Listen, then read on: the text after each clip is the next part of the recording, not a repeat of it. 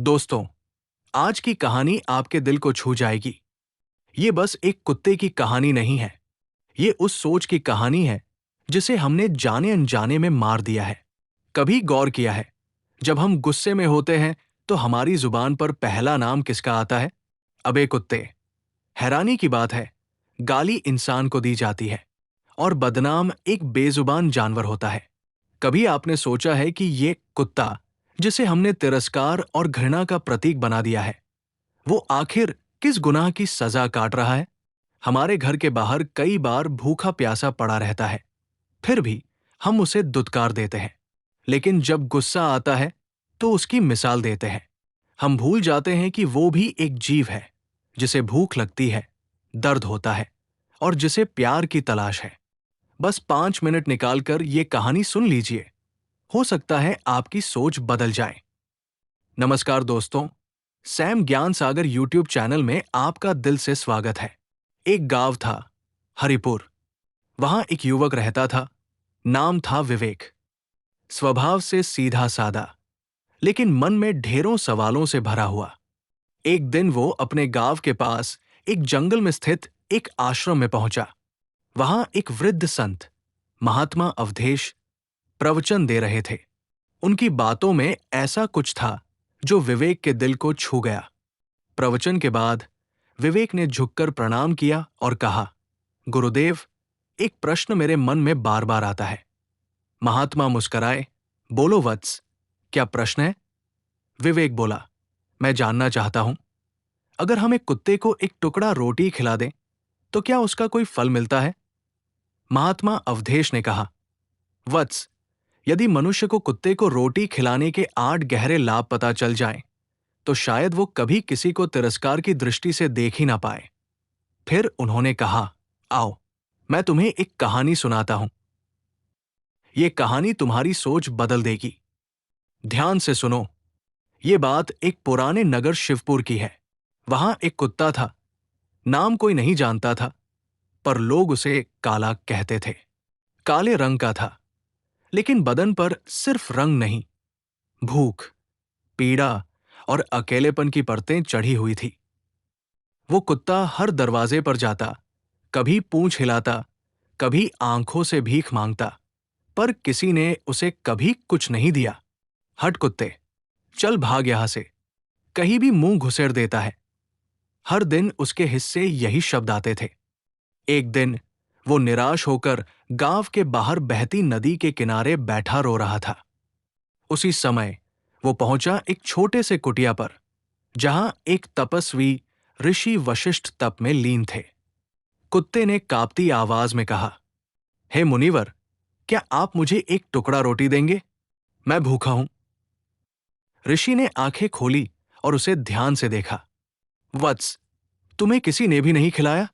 नहीं मुनिवर, कोई नहीं। तो फिर तू इतना सहन कैसे करता है? कुत्ता थोड़ी देर चुप रहा, फिर बोला, मुनिवर, मैं क्या कहूं? हमारा कोई घर नहीं होता, कोई आसरा नहीं। हम इंसानों की तरह कमा नहीं सकते, पढ़ नहीं सकते, बोल नहीं सकते। लेकिन हमें भी भूख लगती है, चोट लगती है, और हमें भी रोना आता है। जब मेरा जन्म हुआ था, तब हमारी माँ, जिसे आप कुतिया कहते हैं, एक कूड़े के ढेर में लेटी थी। 5 भाई बहन थे हम। मैं सबसे छोटा, सबसे काला और सबसे कमजोर। माँ खुद भूखी होती थी, फिर भी हमें दूध पिलाती थी। उसने कितनी बार अपने हिस्से की रोटी छोड़ दी ताकि हम जी सकें, पर मैं आज तक नहीं समझ पाया मुनिवर, कि हमें इतना तिरस्कार क्यों मिलता है। ऋषि की आंखें भर आई। उन्होंने कहा, वत्स, तेरा प्रश्न कठिन नहीं, लेकिन गूढ़ है, और इसका उत्तर जानना हर मनुष्य के लिए आवश्यक है। फिर ऋषि ने बताया, जो मनुष्य एक भूखे कुत्ते को रोटी खिलाता है, उसे जीवन में 8 अद्भुत फल मिलते हैं। पुण्य, हर निवाले से उसके पाप कटते हैं। दया भाव, उसमें करुणा जगती है, जिससे क्रोध कम होता है। संसारिक संतुलन, उसे धन और सुख में संतुलन आता है। अहंकार का नाश, जब वो झुकता है किसी निर्बल के सामने, तो उसका अभिमान टूटता है। स्वास्थ्य लाभ, वैज्ञानिक रूप से भी पाया गया है कि दयालुता से मन शांत रहता है और रोग दूर होते हैं। मोक्ष मार्ग। मृत्यु के बाद उसकी आत्मा को गति मिलती है। संतान सुख। जिनके घर में दया का वास होता है वहां संतानें संस्कारी होती है। समाज में सम्मान। वो अपने कर्मों से समाज में आदर पाता है। विवेक चौंक गया। गुरुदेव, क्या रोटी का एक टुकड़ा इतना कुछ बदल सकता है? महात्मा बोले, वो रोटी नहीं, तेरे भीतर की इंसानियत होती है जो सब बदल देती है। इसी बीच ऋषि ने आगे कहा, वत्स, पर यही अंत नहीं है। उस कुत्ते की कहानी अभी अधूरी है। अधूरी है। जो तुमने सुना वो तो बस शुरुआत थी। जो अगला भाग है वो तुम में करुणा की ज्वाला जगा देगा। विवेक अब बेचैन था। उसकी आंखों में सवाल थे, हृदय में पीड़ा और मन में बदलाव की छटपटाहट। वो झुक गया और बोला, गुरुदेव, कृपया मुझे आगे की कहानी सुनाइए। मैं जानना चाहता हूं कि उस भूखे कुत्ते का भाग्य क्या हुआ। हम रोज उसे गांव में इधर उधर भागते हुए देखते थे। कभी कुछ खाने को मिल जाता, कभी नहीं, लेकिन फिर भी वो हमेशा हम पांचों का बेहद ख्याल रखती थी। आखिरकार वो हमारी मां थी। रात भर वो जागती रहती, गांव की सुरक्षा करती। कोई अजनबी गांव की ओर आंख उठाकर भी नहीं देख सकता था, क्योंकि सब उसकी ताकत से वाकिफ थे। यहां तक कि दूसरे गांवों के कुत्ते भी उसके डर से इधर झांकने की हिम्मत नहीं करते थे। अगर किसी किसान के खेत में जानवर फसल चरने आ जाते तो मां बिजली सी दौड़कर उन्हें भगा देती। गांव वालों के लिए इतना सब कुछ करने के बावजूद बहुत से इंसान ऐसे भी थे जो उसे एक टुकड़ा खाना तक नहीं देते थे। अक्सर उसे पेट भरने के लिए कचरे के ढेर में खाना ढूंढना पड़ता या झपटकर किसी के हाथ से छीनना पड़ता। कभी कभी तो लोग उस पर डंडे बरसाते, उसे पीट कर भगा देते। बेचारी भूखी प्यासी रहती, लेकिन अपनी औलादों की फिक्र उसे चैन से नहीं बैठने देती थी। भूख उसे मजबूर करती तो वो चोरी से किसी घर में घुस जाती। अगर कुछ खाने को मिल जाता तो चुपचाप खा लेती, वरना चुपचाप वापस आ जाती। एक दिन किसी ने उसे रोटी उठाते देख लिया और शोर मचा दिया। 4-5 लोग डंडे लेकर उसके पीछे पड़ गए। कुछ ने उसे घर में बंद करके पीटा। हम छोटे थे, कुछ समझ नहीं आता था, लेकिन मां की दर्द भरी चीखें अब भी मेरे कानों में गूंजती है।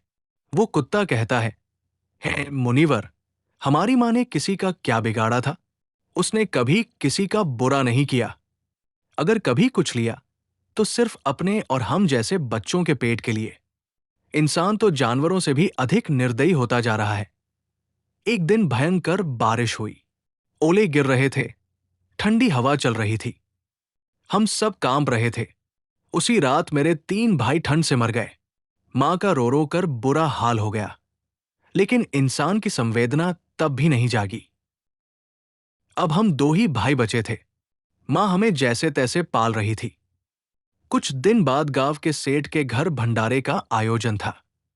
मिठाइयां बन रही थी, मेहमानों की भीड़ थी। मां बार बार वहां जाती, उम्मीद करती कि कोई टुकड़ा फेंक देगा, लेकिन सबने उसे भगा दिया। भोजन परोसा जा रहा था। मां वही खड़ी थी। एक सेवक अंदर गया तो मां दबे पांव एक रोटी की ओर बढ़ी। तभी किसी ने उसे देख लिया और हल्ला मच गया। लोग लाठियां लेकर दौड़े। मां डर गई, लेकिन भागने की जगह नहीं मिली। वो सीधे भोजन पर बैठे लोगों को लांग कर निकल गई।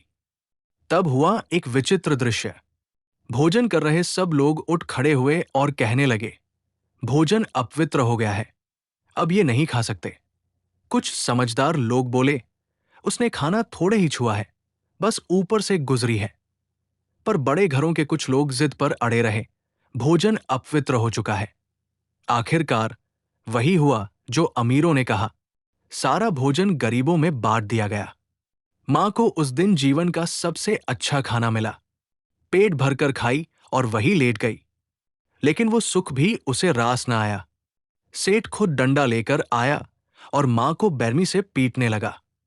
मां की चीखें पूरे गांव में गूंजने लगी। कुछ लोग आए और बोले, सेठ जी, जाने दीजिए, ये भूखी थी। इंसान की भूख समझते हैं तो जानवर की क्यों नहीं? बहुत कहने पर सेठ रुका। मां किसी तरह हमारे पास आई, जख्मी, डरी हुई। उसने रोते हुए सब बताया। उस रात हम दोनों भाइयों ने तय किया, हमारा जीवन इंसानों के बीच नहीं है। कुछ दिन बाद गांव के बाहर एक ब्राह्मण आया। उसने खुद के लिए आटा गूंथा और चूल्हे पर दाल रख दी। फिर पानी लेने चला गया। मां उधर पहुंची। उसने आटे को देखा, सोचा शायद किसी का नहीं है। भूख से मजबूर होकर खाने लगी। ब्राह्मण ने दूर से देखा, ओह, इस दुष्ट कुतिया ने मेरा आटा खा लिया। वो 2 दिन से भूखा था और गुस्से में आकर डंडा उठाया और मां पर टूट पड़ा। मां ठीक से खा भी न पाई थी कि लाठियों से उसे घायल कर दिया गया। उस दिन हमने जाना, इंसान सिर्फ अपने लिए जीता है। चाहे तुम उसके लिए कुछ भी कर लो, अगर उसे तुम्हारा चेहरा पसंद नहीं तो वो तुम्हें कुचल देगा। फिर वो कुत्ता कहता है, हे मुनिवर, हमारी गलती सिर्फ इतनी थी कि हमने इंसान के भरोसे अपना जीवन रखा। हमने वफादारी की, उनकी रखवाली की, फिर भी हमें तिरस्कार मिला। फिर वो कुत्ता कहता है, हे मुनिवर, हमारी गलती सिर्फ इतनी थी कि हमने इंसान के भरोसे अपना जीवन रखा। हमने वफादारी की, उनकी रखवाली की, फिर भी हमें तिरस्कार मिला। लेकिन जो इंसान कुत्तों को रोटी खिलाता है, वो भगवान का प्रिय बन जाता है। महात्मा ने सुरेश को कहा, अब मैं तुम्हें बताता हूं कि कुत्ते को रोटी खिलाने के 8 गुप्त लाभ क्या है, जो शायद कोई नहीं जानता। कुत्ते को रोटी खिलाने के 8 चमत्कारी लाभ। 1, शनि की दशा से रक्षा। जब शनि की कुदृष्टि किसी व्यक्ति पर पड़ती है तो सब कुछ बिगड़ने लगता है। लेकिन अगर आप नियमित रूप से कुत्ते को रोटी देते हैं तो शनि का प्रभाव काफी कम हो जाता है। 2, दुर्भाग्य से मुक्ति। कुत्ते को रोटी देने से घर में प्रवेश करने वाली नकारात्मक ऊर्जा समाप्त होती है। सौभाग्य आपके साथ जुड़ने लगता है। 3, माता लक्ष्मी की कृपा। जो इंसान कुत्ते को रोटी देता है, उसके घर में कभी धन की कमी नहीं होती। लक्ष्मी जी प्रसन्न होती है। 4, कर्ज से मुक्ति। कुत्ते को रोटी देने से पुराने कर्ज खत्म होते हैं और भविष्य में नया ऋण भी नहीं चढ़ता। 5, व्यापार में उन्नति। यदि व्यापारी सुबह शाम कुत्ते को खाना देता है तो उसके कारोबार में तेजी से वृद्धि होती है। 6, उम्र और रुका धन बढ़े। रोजाना कुत्ते को रोटी देने से व्यक्ति की आयु में वृद्धि होती है और जो धन कहीं अटका हो वो भी लौट आता है। 7, बेहतर स्वास्थ्य और मानसिक शक्ति। कुत्ते को खाना देने से मानसिक स्थिरता मिलती है, ऊर्जा बनी रहती है और सकारात्मक सोच आती है। 8, भगवान की विशेष कृपा। क्योंकि भगवान हर प्राणी में है और जो व्यक्ति सभी जीवों पर दया करता है, उस पर भगवान की विशेष कृपा हमेशा बनी रहती है। महात्मा ने कहा, जब कुत्ता रोता है तो लोग मानते हैं कि कोई अनिष्ट होने वाला है। लेकिन क्या आपने कभी सोचा कि वो दर्द में है, भूखा है? इसलिए कुत्ते को कभी मत रुलाओ, उसे रोटी दो, दुआएं लो। तो दोस्तों, कैसी लगी आपको ये कहानी? अगर आपने इससे कुछ सीखा, कुछ महसूस किया तो कमेंट में जरूर बताइए और इस चैनल को सब्सक्राइब करना मत भूलिए। चलो फिर मिलते हैं अगली कहानी में। सैम ज्ञान सागर, तब तक के लिए अपना ख्याल रखना और जय श्री कृष्णा। अगर आपको ये कहानी रोचक लगी तो जरा सोचिए, ऐसी और कितनी ही अनसुनी कहानियां आपके सामने आने वाली हैं। सैम ज्ञान सागर को अभी सब्सक्राइब करें, क्योंकि अगली कहानी में एक ऐसा रहस्य खुलने वाला है जिसे जानकर आप हैरान रह जाएंगे। क्या आप तैयार हैं उस अनसुने सच को जानने के लिए? तो जुड़े रहिए, अगली कहानी जल्दी आ रही है।